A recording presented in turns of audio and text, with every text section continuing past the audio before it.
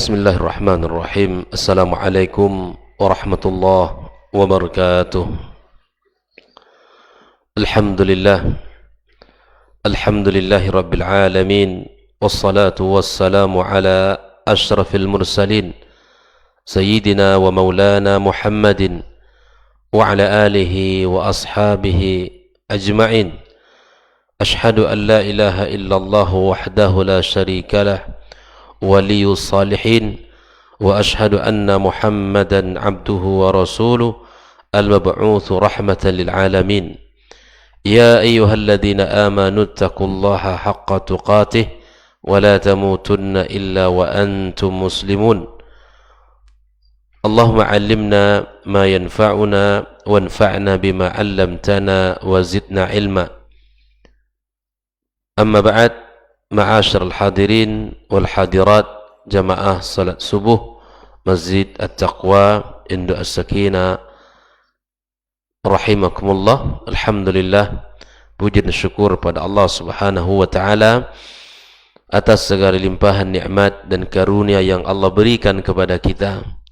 Di pagi yang sejuk ini kita kembali dipertemukan Allah di rumahnya yang mulia ini, di majlis yang mulia, berbicara tentang sesuatu yang mulia, mengenali Allah Subhanahu wa taala melalui firman-Nya dan mengenali ajaran-ajaran Allah tabaraka wa taala melalui sunnah-sunnah Rasulullah sallallahu alaihi wasallam. Mudah-mudahan subuh yang penuh dengan keimanan, subuh yang penuh dengan cahaya dan kebaikan, dan subuh yang mendatangkan manfaat dan keberkahan dalam kehidupan kita. Salat dan salam untuk Nabi kita tercinta sallallahu alaihi wasallam.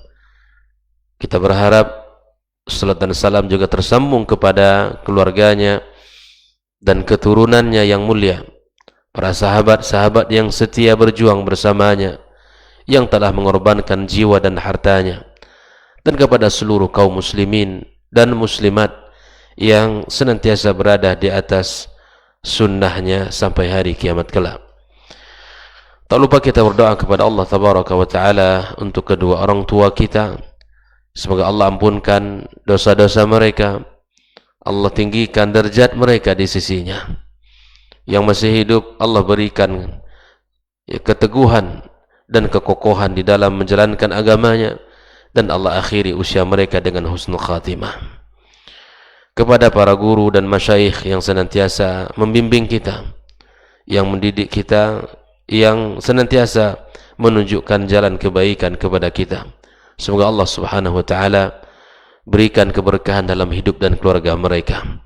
Allah jadikan ilmu yang mereka tinggalkan ilmu yang senantiasa bermanfaat, mengalir kepadanya pahala-pahala yang tidak akan pernah berhenti di sisinya. Wabil khusus muallif kitab 200 tanya jawab seputar keyakinan dan akidah.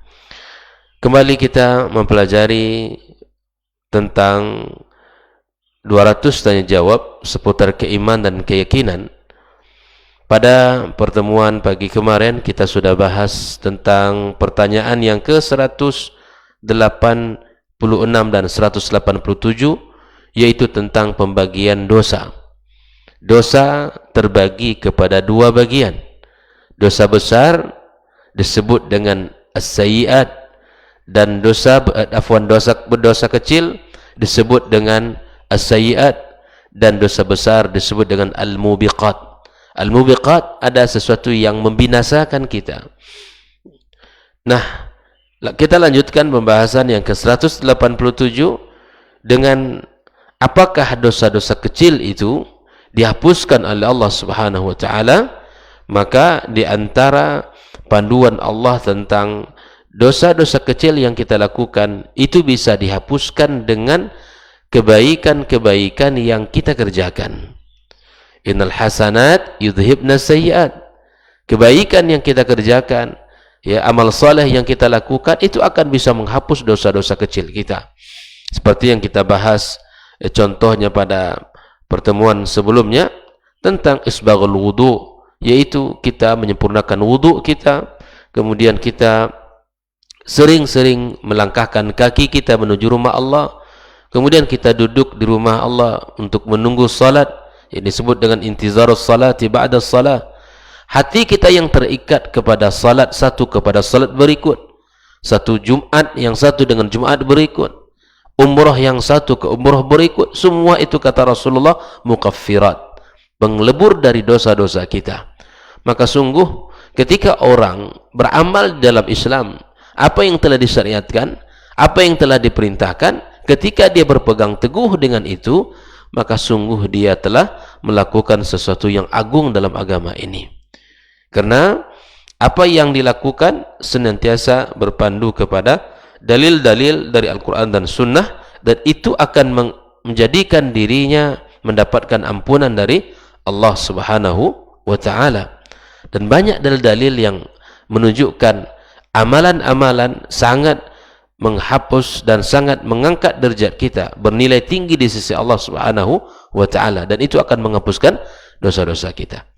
Itulah dosa kecil yang sudah kita bahas pada pertemuan sebelumnya. Nah, pagi ini kita lanjutkan pertanyaan yang ke-188, ma hiya al-kabair? Apa itu dosa? Dosa besar. Dosa besar itu apa? Dijawab oleh muallif kitab, fi dhabitiha aqwalus sahaba, aqwalun lis-sahaba wa tabi'in wa ghairuhum. Pada pengertian apa itu dosa besar, ada beberapa ungkapan-ungkapan dari para sahabat, para tabi'in dan yang lainnya mengartikan dosa besar itu. Ada yang mengatakan yaitu kullu dzambin tarattaba alaihi hadd, setiap dosa yang di ujungnya ada had, itu dosa besar. Hudud, had, berikan hukuman. Yang kedua, wa yakullu dzambin atba' bi la'nah, setiap dosa yang jika dilakukan oleh pelakunya maka dia mendapatkan laknat, au ghadab, atau dia mendapatkan murka Allah. Kalau fulan melakukan ini maka Allah murka kepadanya, atau nar, atau diberikan ancaman neraka oleh Allah Subhanahu wa Ta'ala, au uqubah, atau diberikan azab oleh Allah sebagai bentuk balasan. Nah, setiap perbuatan yang di situ ada laknat, terlaknat yang melakukan, yang di situ ada kemurkaan bagi yang melakukan, di situ ada ancaman neraka bagi yang melakukan, atau ancaman hukuman dari Allah bagi yang melakukan, maka itu dosa besar. Nah, ini kaidahnya. Ada juga yang mengatakan bahwa dosa besar itu adalah orang yang tidak menghormati agama Allah, yang tidak takut kepadanya. Karena orang yang melakukan dosa besar justru dia tidak takut kepada Allah Subhanahu wa Ta'ala. Dengan ancaman yang Allah sebutkan, yang Allah sampaikan, namun dia tidak menghentikan dirinya melakukan itu. Nah, disebutkan di dalam beberapa hadis Nabi sallallahu alaihi wasallam, dan itu hadisnya sahih, penyebutan tentang dosa besar, dan itu tingkatannya berbeda-beda.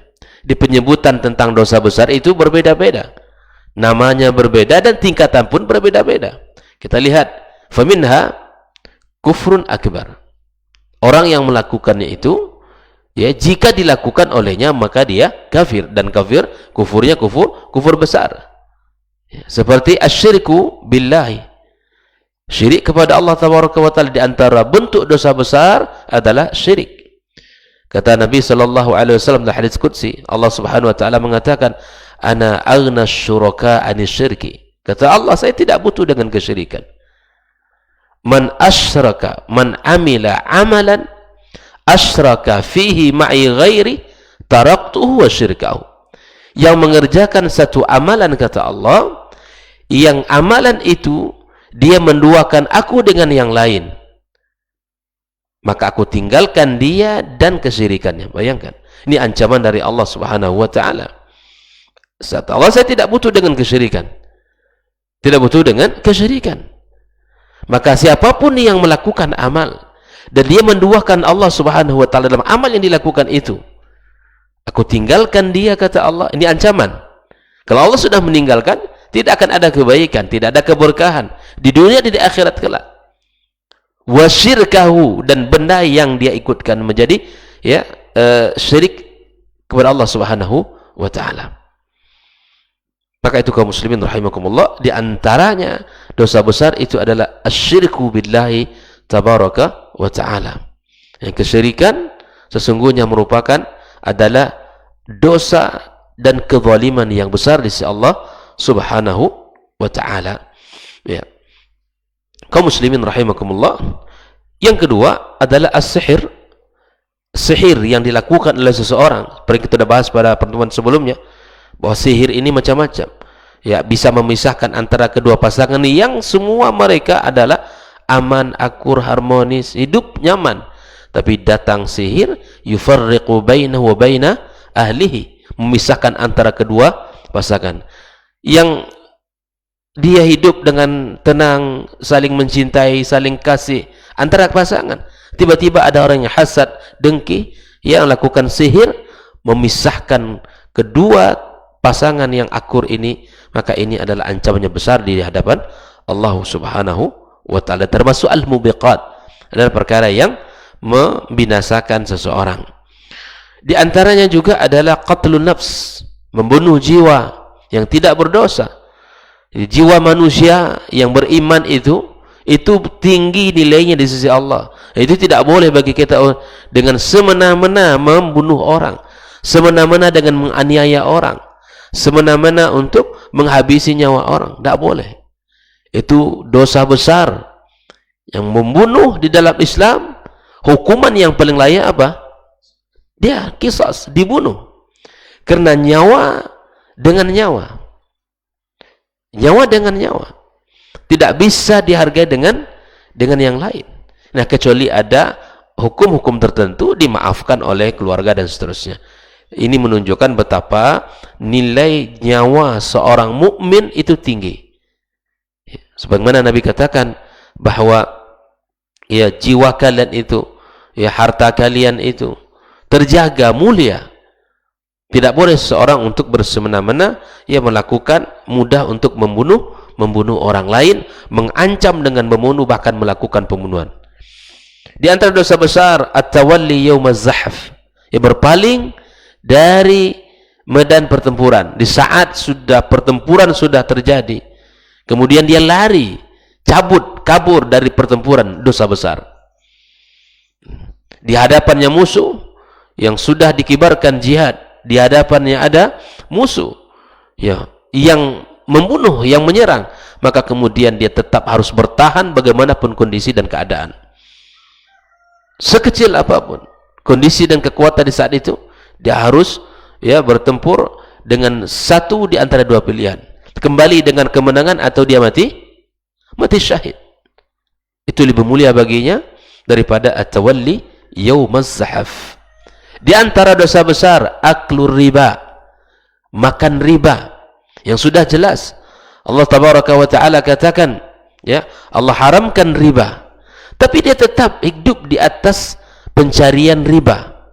Dan Nabi sallallahu alaihi wasallam juga sudah sampaikan dalam banyak hadis ancaman para pelaku riba, tapi kemudian dia tidak bergeming sedikit pun, tidak ada rasa takut, tidak dia merasa, ya, akan mendapatkan, ya, ancaman ini di hadapan Allah. Tidak, tapi dia tetap hidup dengan riba, makan dari hasil riba.